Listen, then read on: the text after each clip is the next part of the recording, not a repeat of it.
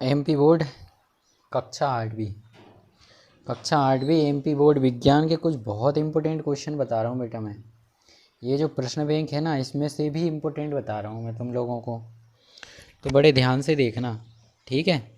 ये प्रश्न बैंक है, लगभग इसमें से ही क्वेश्चन आने हैं, ठीक है। अब वो कैसे आएंगे ज़रा देखो ज़रा। ऑब्जेक्टिव तो तुमको पूरे ही करने हैं। इसके बाद इसके जो क्वेश्चन हैं मेन ये देखो, ये सारे ऑब्जेक्टिव हैं। इसके बाद इसके जो क्वेश्चन हैं वो मैं आप लोगों को बता दे रहा हूँ, बहुत इंपॉर्टेंट क्वेश्चन, ठीक है, जिनके पेपर में आने के पूरे चांसेस हैं। तो देखना ज़रा, मैं क्वेश्चन पे पहुँचता हूँ। ये लो, क्वेश्चन पे हम पहुँच गए हैं, ध्यानपूर्वक देखना ज़रा। उल्का पिंड क्या होते हैं? उल्का पिंड क्या होते हैं? तो ये क्या होते हैं देखना ज़रा। इसका आंसर कुछ छोटा कर देते हैं। घर्षण के कारण जल उठते हैं तथा पृथ्वी की सतह से टकराते हैं, उल्का पिंड कहलाते हैं। तुम बस इतना ही कर लेना अगर ज़्यादा कठिन तुमको लगे तो, ठीक है। घर्षण के कारण जल उठते हैं तथा पृथ्वी की सतह से टकरा जाते हैं, उल्का पिंड कहलाते हैं।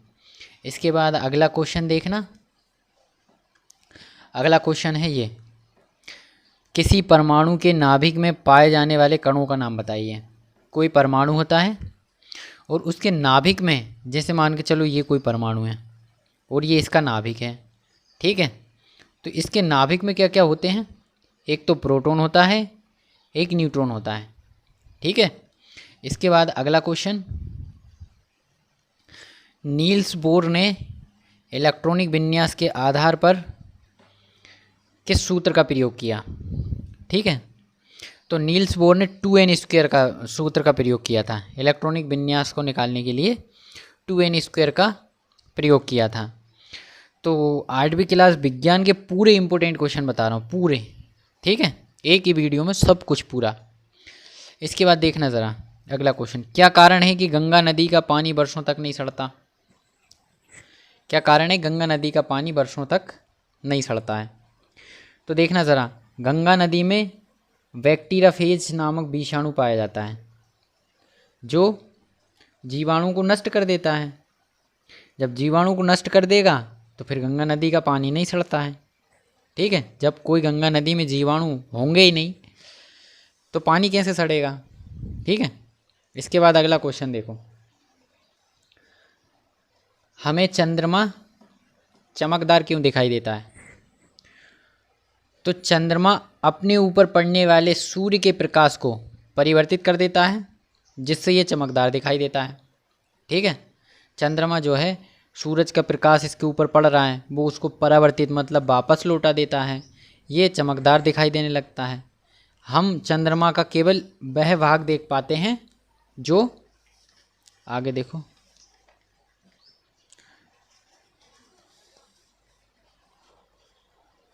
जो पृथ्वी की ओर है, दूसरी तरफ के भाग को नहीं देख पाते हम, ठीक है। इसके बाद अगला क्वेश्चन देखो, चुंबक के कोई 3 गुण लिखिए। चुंबक वह पदार्थ है, वस्तु को मत लिखना, ठीक है, कोई एक लिख लेना, या तो पदार्थ या वस्तु। तो चुंबक वह पदार्थ है जो चुंबकीय पदार्थ को अपनी ओर खींचना, दूसरे चुंबकों को आकर्षित या प्रतिकर्षित करने का गुण रखता है। चुंबक क्या होता है? किसी भी वस्तु को, चुंबकीय पदार्थों को अपनी ओर खींचने का काम करता है, ठीक है।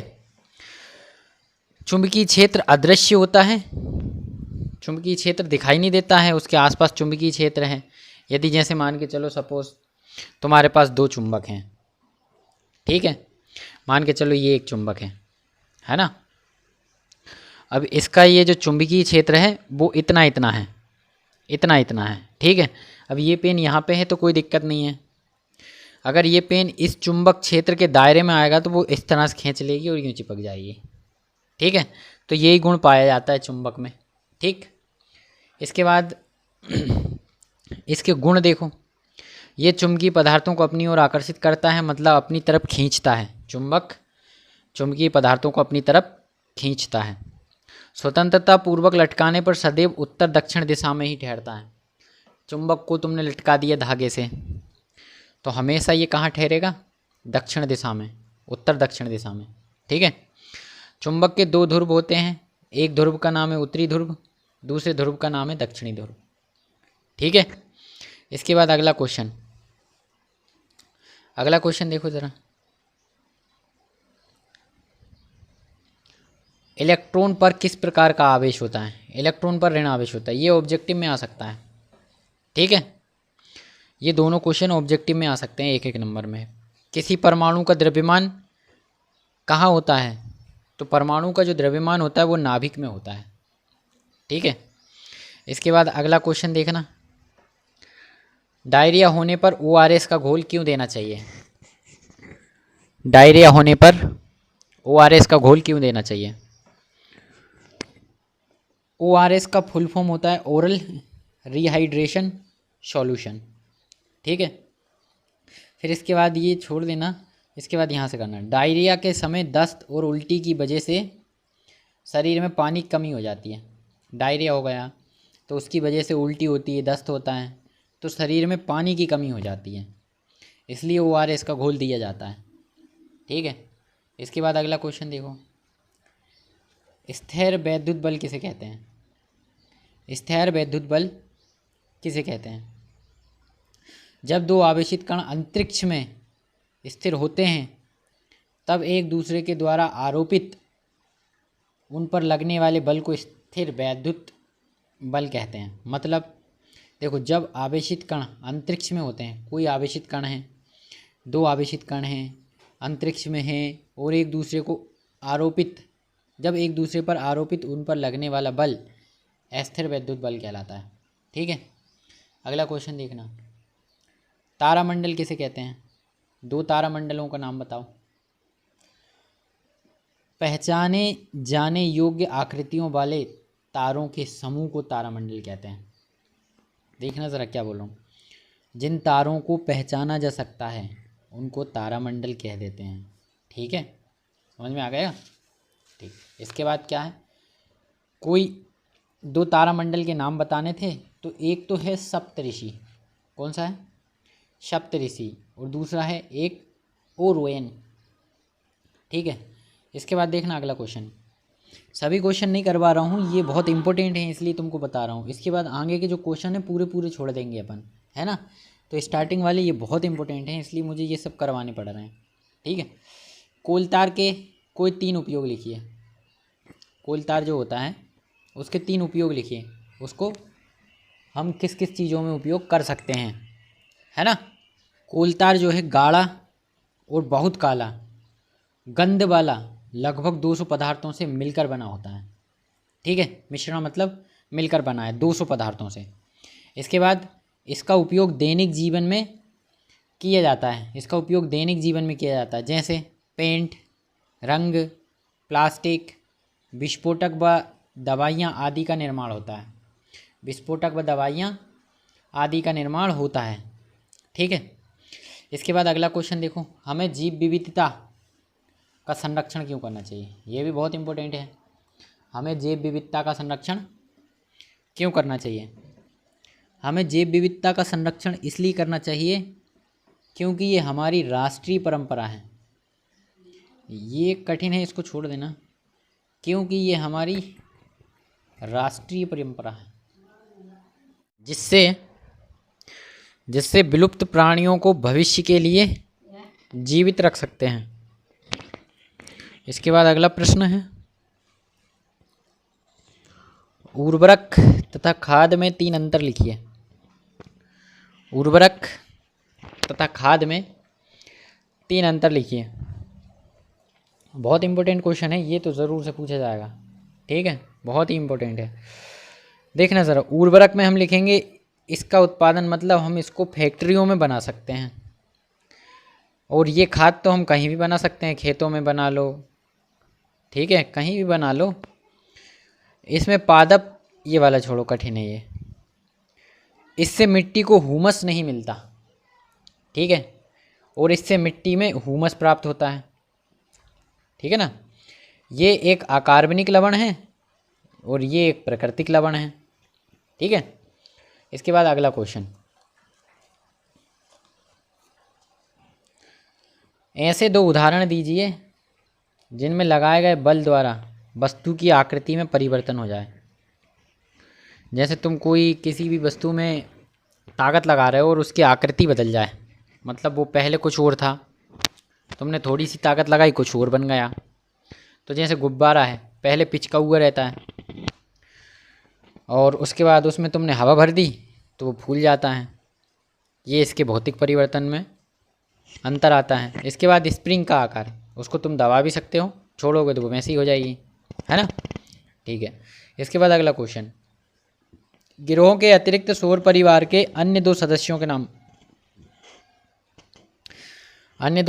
नाम बताना है। एक तो यम, एक सीरीस, एक हाउमिया।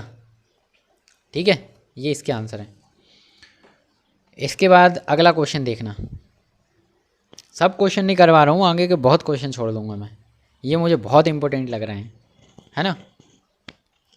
सीएनजी और एलपीजी का ईंधन के रूप में उपयोग करने से क्या लाभ है। घर में तुम गैस का उपयोग तो करते ही हो, उससे क्या क्या लाभ होते हैं तुमको, वो तुमको बताना है ना।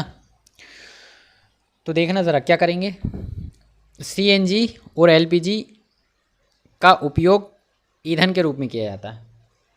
ठीक है, ईंधन के रूप में किया जाता है क्योंकि ये ईंधन होने के साथ साथ सस्ते भी होते हैं। ये जो मैंने काटा है ना, इतना बड़े नहीं लिखना तुमको, क्योंकि ये याद करोगे तुमको कठिन लगने लगेगा, है ना। कुछ शॉर्ट कर दिया मैंने इसको। तो ईंधन होने के साथ साथ सस्ते भी होते हैं। सीएनजी और एलपीजी का अधिक लाभ ये है ना। ठीक है। इसके बाद आगे देखो, रेड डेटा पुस्तक क्या है, ये भी बहुत इंपॉर्टेंट क्वेश्चन है। तो रेड डेटा पुस्तक वे होती है जिसमें संकट आपन्न सीपीज का रिकॉर्ड रखा जाता है। संकट आपन्न सीपीज का रिकॉर्ड रखा जाता है ना। इसके बाद अगला क्वेश्चन, सिंचाई कैसे कहते हैं और सिंचाई के लिए विधियाँ, तो ये भी बहुत इंपॉर्टेंट क्वेश्चन है ना, ध्यानपूर्वक समझना। जीवित रहने के लिए पौधों की जल की आवश्यकता होती है और पौधों का लगभग 90% जल होता है। देखो, पौधे अगर जिंदा रहते हैं तो उनको पानी की ज़रूरत पड़ती है और पौधों में 90% पानी होता है। ठीक है। अब फसल की अच्छी स्वास्थ्य और जल्दी बढ़े तो उनके लिए मिट्टी में नमी का बनाए रखना बहुत ज़रूरी है। मिट्टी का नमी में बनाए रखने की आवश्यकता होती है, जिसके लिए विभिन्न अंतराल में खेत में सिंचाई देना पड़ता है। अब इसमें सिंचाई की दो विधियां हैं, तो वो विधियां तो दी नहीं इनने, वो विधियां हैं, एक तो छिड़काव है, एक तो तुम छिड़काव विधि से भी कर सकते हो, दूसरा है ड्रिप। ये ड्रिप क्या होता है, ड्रिप यंत्र, यह ड्रिप विधि।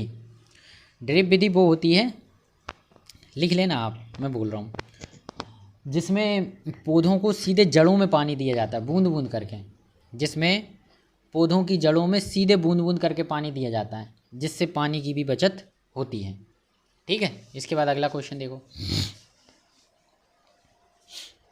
रबी और खरीफ की फसलें बताइए। रबी की फसलें होती हैं गेहूँ। गेहूँ के साथ क्या क्या बो सकते हो तुम, चना बो सकते हो, मसूर बो सकते हो, सरसों तो खुद ही उग जाती है ना। ठीक है।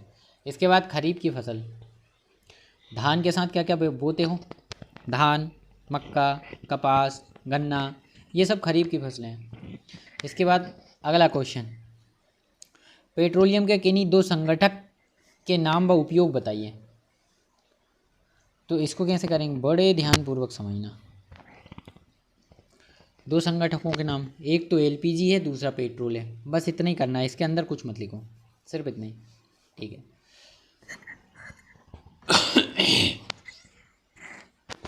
इसके बाद अगला क्वेश्चन, क्या होगा यदि हम वृक्षों की लगातार कटाई करेंगे। सोचो जरा, ये तो मन से लिखना है। अगर तुम वृक्षों को लगातार काटते रहोगे, जंगल समाप्त हो जाएंगे, प्रदूषण अधिक फैलने लगेगा, वन्य जीव जो जंगलों में रहते हैं, जीव जंतु, वो नष्ट हो जाएंगे। ये सब तुम मन से लिख सकते हो इसमें, है ना, और जो इसमें लिखा वो भी लिख सकते हो, ठीक है। इसके बाद आगे देखो, बल किसे कहते हैं? संपर्क एवं असंपर्क बल के एक एक उदाहरण दीजिए। संपर्क और असंपर्क बल के देखना ज़रा इसका आंसर क्या है। जो किसी वस्तु की स्थिति, वेग अथवा दिशा में परिवर्तन कर दे बल कहलाता है। जितना मैं बोल रहा हूँ बस उतना लिख देना, नंबर नहीं कटेंगे। जो किसी वस्तु की स्थिति, वेग तथा दिशा में परिवर्तन कर दे बल कहलाता है, ठीक है। इसके बाद उदाहरण देखो, एक चलती हुई कार को ब्रेक द्वारा रोकना बल कहलाता है। जब तुमने बल लगाया, ताकत लगाई ब्रेक में, तभी तो गाड़ी रुकी कि नहीं, है ना। इसके बाद अगला देखो, संपर्क बल, बैलगाड़ी संपर्क है, बैल का गाड़ी संपर्क है तभी तो खिंच रही है ना, ठीक है। असंपर्क बल, चुंबकों के बीच आकर्षण, कोई संपर्क नहीं है, दो चुंबक को पास पास रखेंगे वो अपने आप चिपक जाएंगी, ठीक है। इसके बाद अगला क्वेश्चन देखो,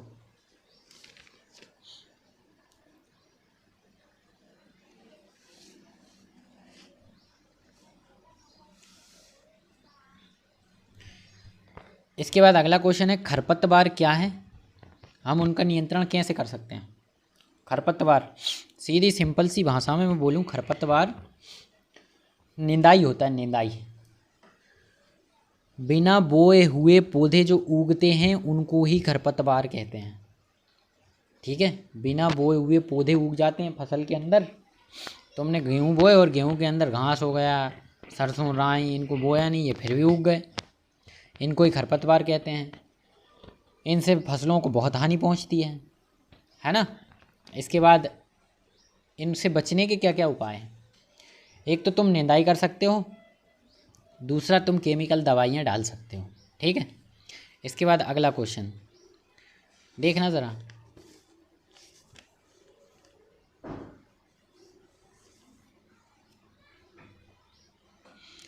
निषेचन किसे कहते हैं? निषेचन किसे कहते हैं? ये कितने प्रकार का होता है, ध्यानपूर्वक समझना ये क्या है। शुक्राणु और अंडाणु का संलयन होना निषेचन कहलाता है। शुक्राणु और अंडाणु का संलयन होना निषेचन कहलाता है।